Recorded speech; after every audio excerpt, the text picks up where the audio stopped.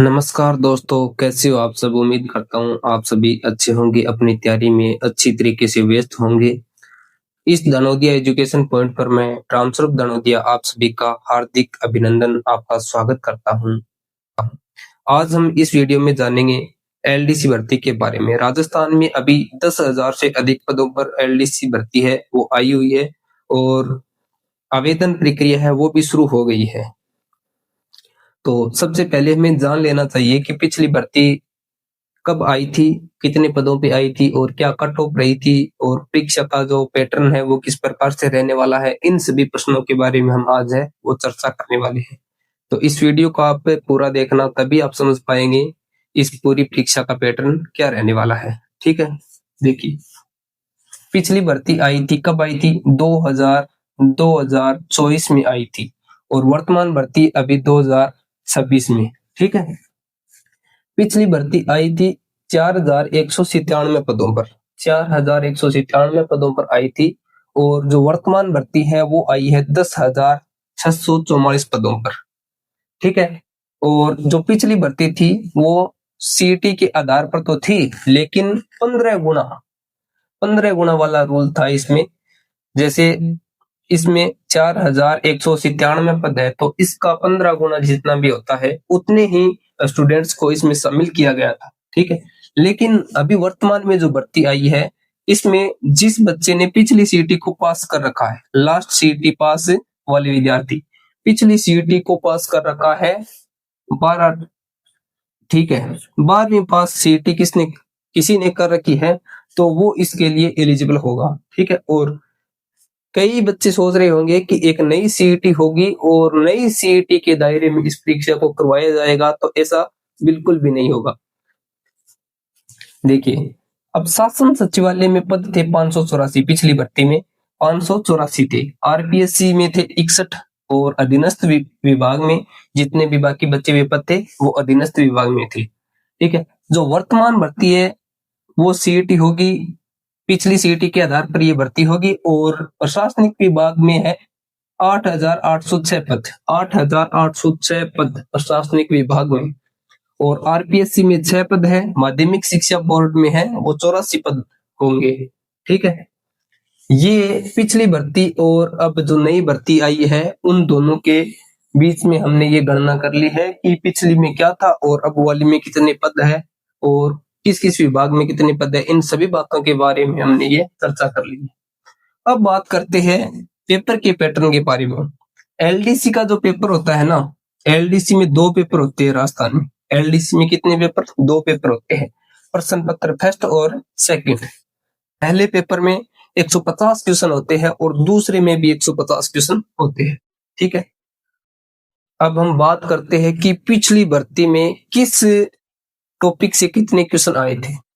Current affairs की अपन बात करते हैं तो सॉरी करंट अफेयर्स की अपन बात करते हैं तो 10 क्वेश्चन आए थे और इंडियन जियोग्राफी की बात करें तो 12 क्वेश्चन आए थे। राजस्थान जियोग्राफी प्लस इकोनॉमी, ठीक है, राजस्थान की इकोनॉमी और जियोग्राफी के दोनों के मिलाकर के 9 क्वेश्चन आए थे। ठीक है, और Rajasthan history art and culture के 15 क्वेश्चन देखने को मिले।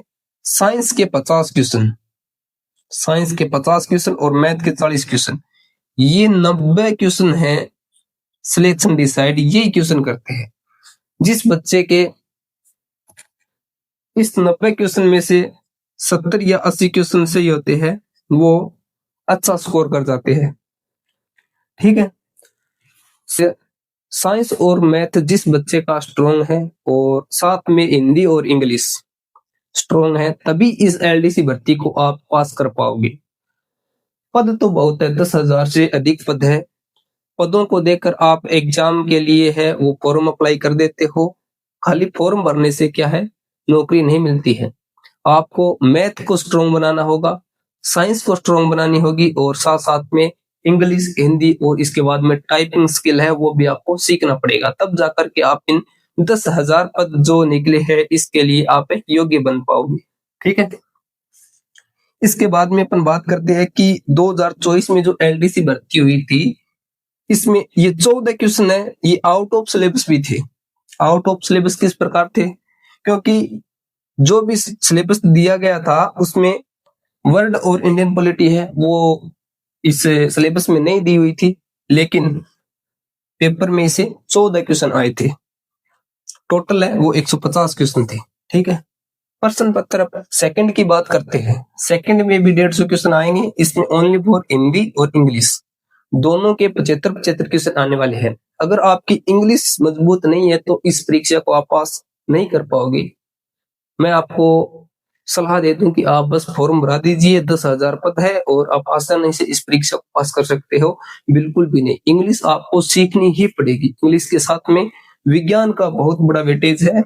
विज्ञान है वो 50 क्वेश्चन आएंगे विज्ञान के। ठीक है, दोनों पेपरों को हमें पास करना पड़ेगा। 50 क्वेश्चन आएंगे साइंस के, और मैथ के भी 40 क्वेश्चन आएंगे, और इंग्लिश और हिंदी दोनों के 75 क्वेश्चन आने वाले हैं। और अब की बार आप पूछ रहे होंगे कि सिलेबस क्या है। सिलेबस पिछले वाला जो सिलेबस है वही सिलेबस अब की बार है। सिलेबस में किसी भी प्रकार का कोई बदलाव नहीं किया गया है। 75 क्वेश्चन इंग्लिश और हिंदी, 150 क्वेश्चन ये हो गए। ठीक है, अब हम बात करते हैं कि 2024 में जो एलडीसी भर्ती हुई थी उसकी कट ऑफ क्या रही थी। हमें एक आइडिया लग जाए कि हमें कितने क्वेश्चन सही करने पर है वो हम इस परीक्षा को पास कर सकते हैं।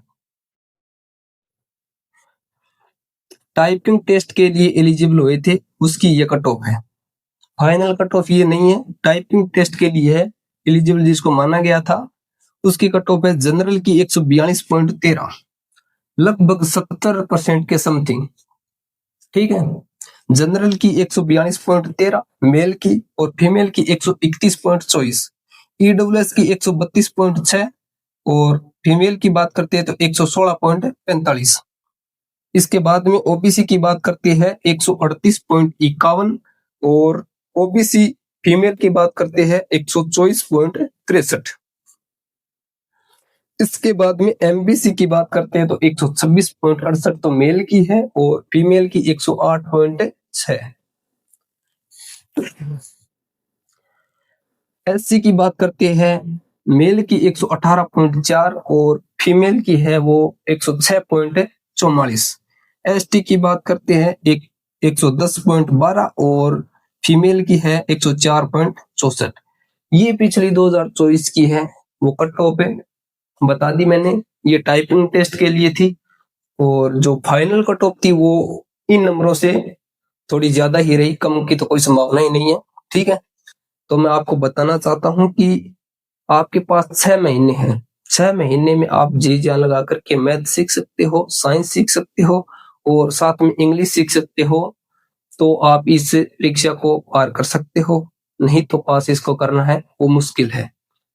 इसके बाद में टाइपिंग टेस्ट होता है। टाइपिंग में हिंदी में भी आपको टाइपिंग करवाई जाती है और इंग्लिश में भी आपसे टाइपिंग करवाई जाती है।